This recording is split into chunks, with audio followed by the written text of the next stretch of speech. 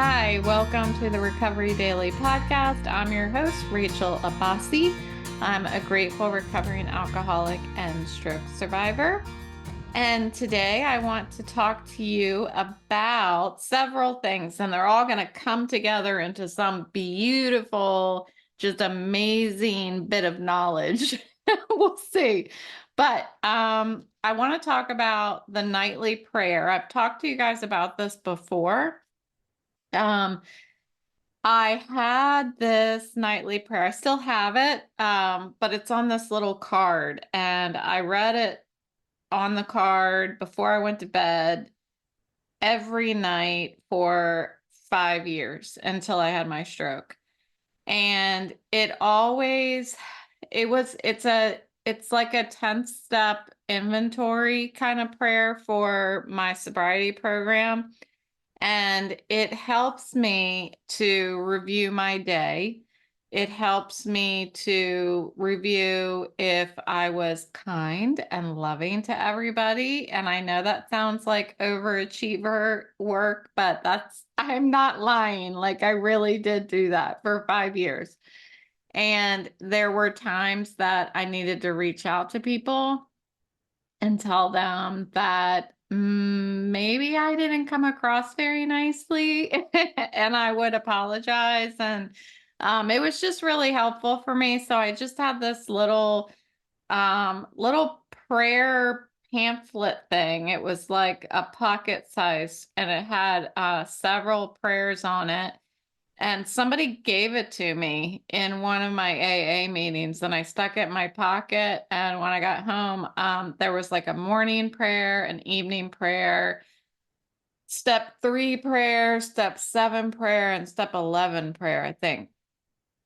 And the nightly prayer just really spoke to me. So I started reading it every night before I went to bed. You would have thought after 5 years that I wouldn't have to look at the words, but I still did. Like I didn't necessarily have it word for word memorized, but I had the habit memorized. You know what I mean? So it helps me to stay grounded and humble, check my ego. And then what happened over time is that it helped me, um, like during the day, I would think about, oh, I got to do that inventory tonight, and I would think about it would be like a daytime check for myself to maybe think twice about interactions or responding to somebody a certain way, because I knew later on that day I was really going to have to look at my stuff. And if there was something that I wasn't necessarily proud of, I was going to have to do something about it. So I really liked this thing. I just started doing it on my own. Nobody told me to do it. But I wanted to talk about the significance of the prayer and the lessons that it taught me, and the bigger impact that this prayer had on me, which was even more evident today as the topics in my 2 morning AA meetings were principles before personalities. That was at the 7 a.m. meeting. And then at the 8 a.m. meeting, the topic was It's a We program.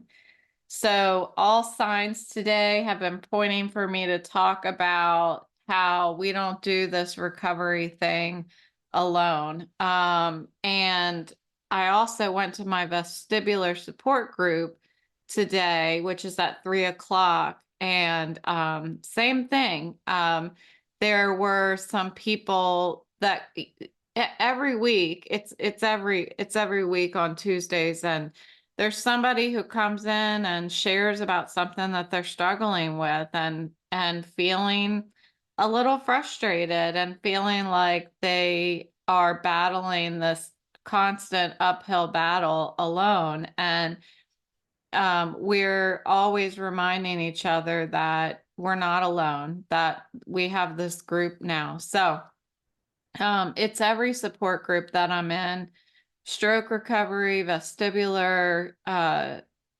disorders, and sobriety.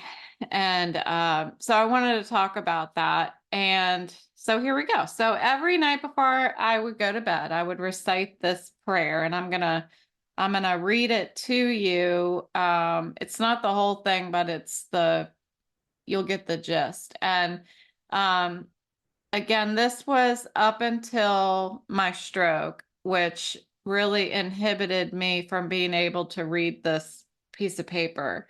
So I started just spending a moment and thinking about, I still had the habit of reviewing my interactions throughout the day, and addressing whatever I needed to address. Now, I wasn't interacting with as many people at this point when after I had my stroke, but it was pretty cool that this process became a habit for me. And again, it was not just at the end of the day, but it gave me some guidance on how to behave throughout the day, knowing that I was going to have to face my ugly side before I went to bed. So the prayer is, God, forgive me where I have been resentful, selfish, dishonest, or afraid today. Help me to not keep anything to myself, but to discuss it all openly with another person. Show me where I owe an apology and help me make it. Help me to be kind and loving to all people. Use me in the mainstream of life, God. So, what I would do is I would assess my behavior, my conversations, and my thoughts throughout the day. So, um, this opened the door for me to address any resentments that I had, any selfishness, dishonest, or fearful behavior. And it opened the door to have a conversation with my concept of God and seek guidance for making amends and being kind and loving to others. So I would actually stop on each word and think through my day. So for example, um, where have I been resentful? I would pause. And now this is all going on in my head. I'm not saying anything out loud, but I would think through my day. And of course, I would have snapshots throughout the day of what I did that day and think, was I resentful about this or that? And if I came across something like, yes, my boss pissed me off today, and I made it super obvious that I was annoyed to him. So that would be an example for me. Then I would go to the next one and be like, was I selfish? And I would think of snapshots of where maybe I felt selfish throughout the day. Yes, I wanted to have the opportunity to speak up and show how knowledgeable I was on a topic, but this other person butted in and they wouldn't show up, you know? So it was really, I swear, doing this practice makes me look at the ugly side of me. And I've got an ugly side. So it was it was basically praying for help to look at my stuff that makes me uncomfortable and talk about these things with another person if I may have done something, if I wronged somebody else. So sometimes right then and there, I would text somebody and say, if it wasn't too late, obviously, I would say, I probably came across a little harsh today. I apologize for that.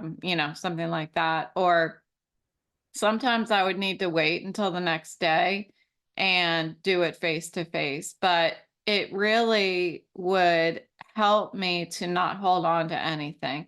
And that's where serenity comes from for me. It's not holding on to anything, and just it's letting me be kind of just lighter, so resentments are a common source of relapse in sobriety. And they fester inside of us and really take away that peace of mind and can lead us back into old habits. And misunderstandings can make this internal peace go completely haywire, disrupting our recovery and our relationships. And this is where putting principles before personality becomes really critical for me. This is where it fits into the puzzle for me. And I heard that idea of principles before personalities in my sobriety program, but I really try to apply that a little bit broader, and I think what I'm kind of doing is like values before personalities, right?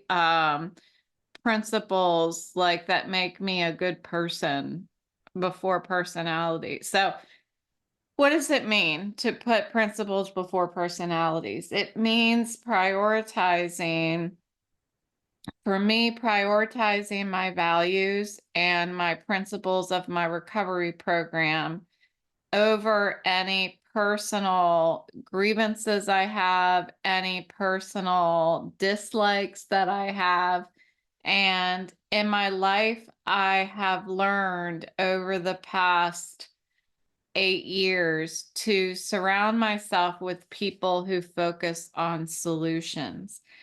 It's not always easy. And if I'm being completely honest, I have changed up a lot of friends. It's not like all of a sudden I abandoned people. It was really, I think, a mutual shift in friendships because I'll search for patience and willingness to hear solutions in the messages I hear from people.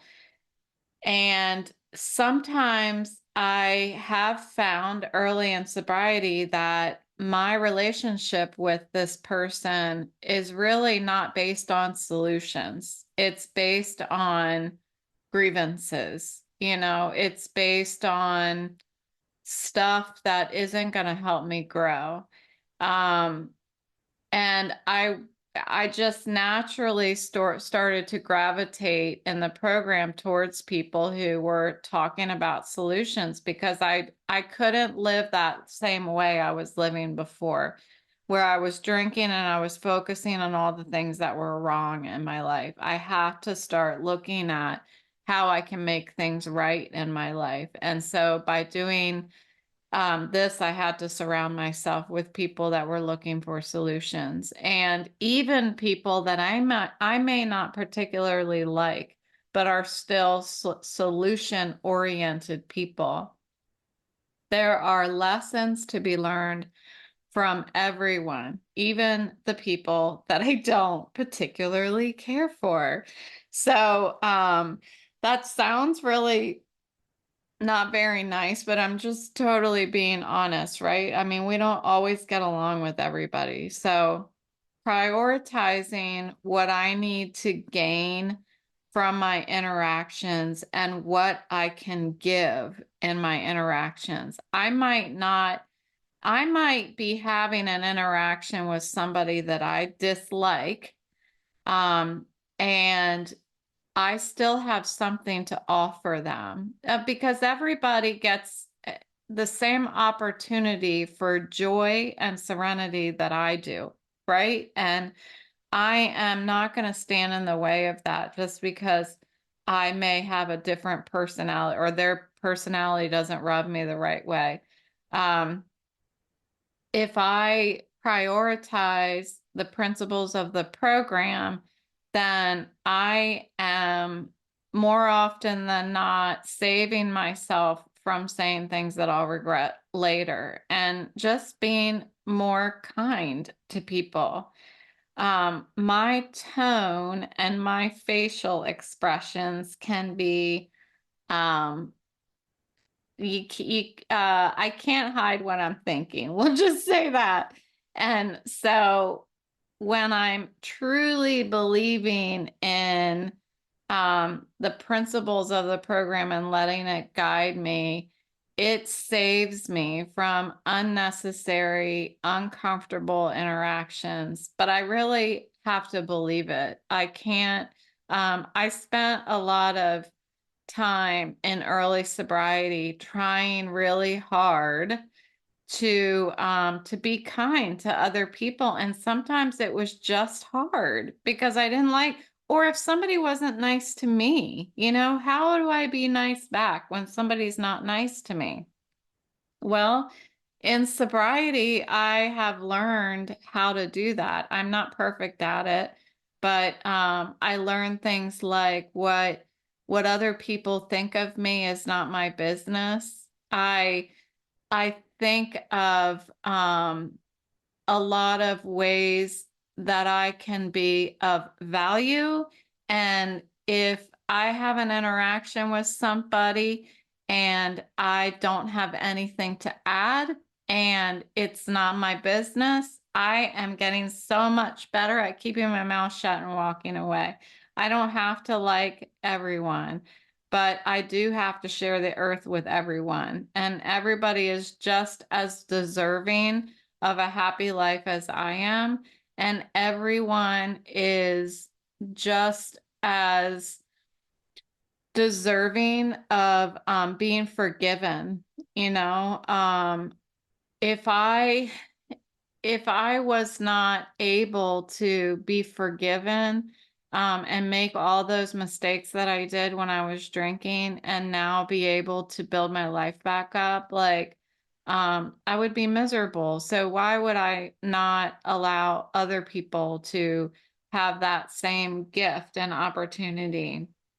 I have so many reasons why I should be grateful for being forgiven by others. It's so important for me to let other people make their mistakes and not think that I am supposed to fix them or I'm better than them or anything like that. So in recovery, we say that it's a we program. And my entire recovery since the day I started walking into my sobriety meetings, I have been thrust into this idea of we. Um, I didn't get it. Um, I didn't understand that I don't have to experience everything myself to learn. I didn't get that if I sit in the rooms and I listen to people share, I'm learning how to do things the right way without having to do them the wrong way first. Somebody else did it wrong and I get to learn from them. And it really makes me see over the years how if we all try to live in a we way, we can grow so much faster as a unit, as a human race, right? I mean, I'm a human being among human beings. And if we can all look to each other and learn from each other's experiences, then we can find the solution in the group. We don't have to figure things out on our own. So by being attentive and listening to others who have found solutions, I gain insights and support. So I don't have to experience all that hard stuff to learn the lessons. We can learn them together. I have learned in sobriety how to not walk alone. And because I've learned that, I was so much quicker to turn to support groups in stroke recovery and vestibular disorder stuff. I don't even know what to call that quite yet, but anyway, vestibular stuff. Um, so the sobriety lesson has been significant in my entire lifelong recovery walk that I'm in now. The willingness to lean into a group immediately and be open to learning how did you do it? How are you doing it? How are you being okay with not being able to go on vacation? How are you okay with not being able to go to the pool? Um, if I just had to figure that out myself, if I had to figure out how to be okay with not being able to do so many of the things that I used to be able to do, I mean, I would have years of trying to heal emotionally. And I don't have to do that. I don't have to do that now because I learned in my sobriety that I can just lean on a whole group of people that are just like me. And as long as I wake up every morning and welcome this willingness and openness in my life, then I can make that daily commitment to be open to guidance, to listen, and to walk in lockstep with other people in recovery. Whatever recovery that I'm, dealing with, what's the priority that day? Because there's lots of things are shifting and moving constantly. And I need to look to others, even people that I might not particularly want to be best friends with, to get solutions because I need them. So I get to apply this nightly prayer still and continue to gain insight from it every day. And the lessons that it has taught me has helped me after doing it repeatedly to form that habit and continue to every day learn something from being around others. So I recognize and address resentments before they fester. Um, they need to be dealt with immediately, openly and honestly. I feel like resentments are the ugly side of me, and I like to shed them as fast as possible. Much of them I find are made up or serve no purpose. It's like if I'm looking at something from one perspective, I can be very resentful about it.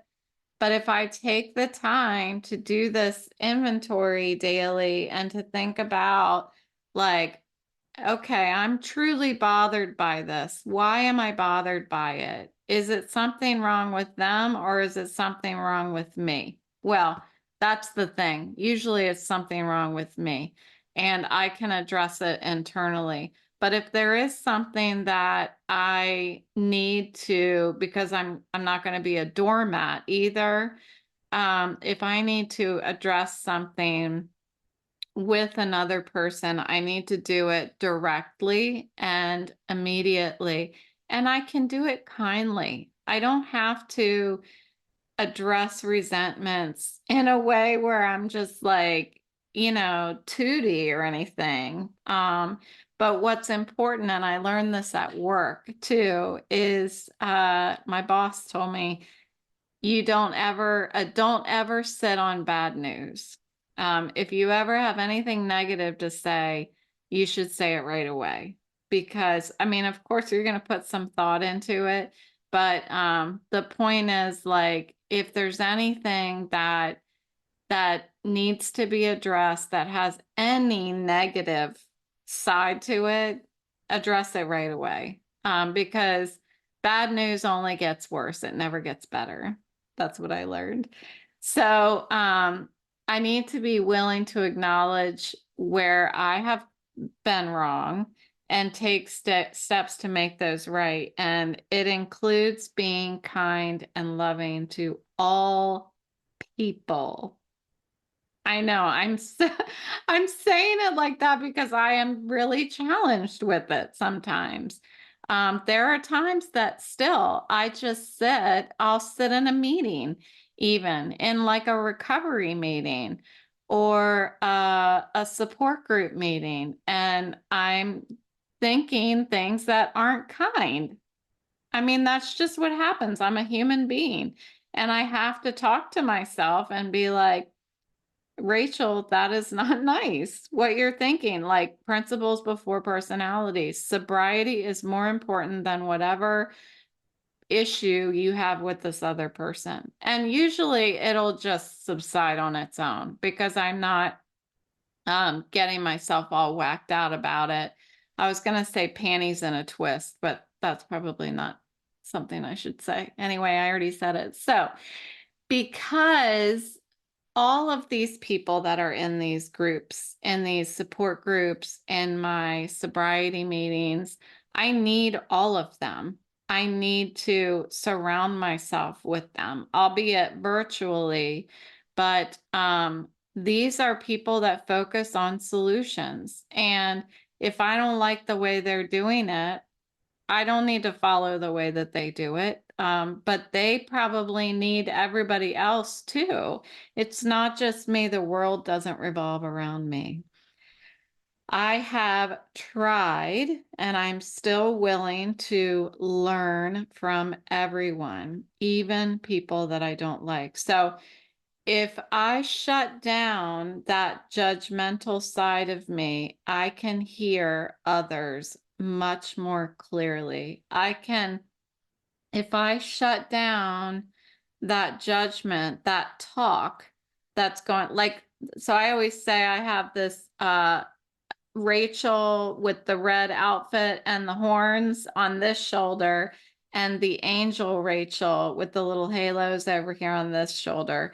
And this one can get so loud in my ear that I can't hear the message that somebody else is trying to say in one of the meetings. So if I can quiet her down and let this one listen and use her ears, I can hear the message and learn so much more that I need to learn in the meeting. So I begin each day with the willingness to be guided and to listen and to walk with others on my path of recovery. And I do it by signing on to my 2 sobriety meetings at 7 a.m. and then at 8 a.m. So reflect on your own practices. Look at how you wake up in the morning and see if are you waking up with a decision to be guided and listen and walk with others? Or are you taking your first step into your day alone and thinking, I have to do this, I have to do this, I have to do that, you know? How can you integrate others, listening to others, and apply principles before personalities to listen to even the people that maybe you have closed your ears to in the past? And remember that you need these people, even the ones that stink. So together we can find strength and solutions and support. So thank you for tuning in to today's episode of Recovery Daily Podcast. If you found this discussion helpful, please share it with others who might benefit. And don't forget to subscribe so you never miss an episode. I will talk to you tomorrow.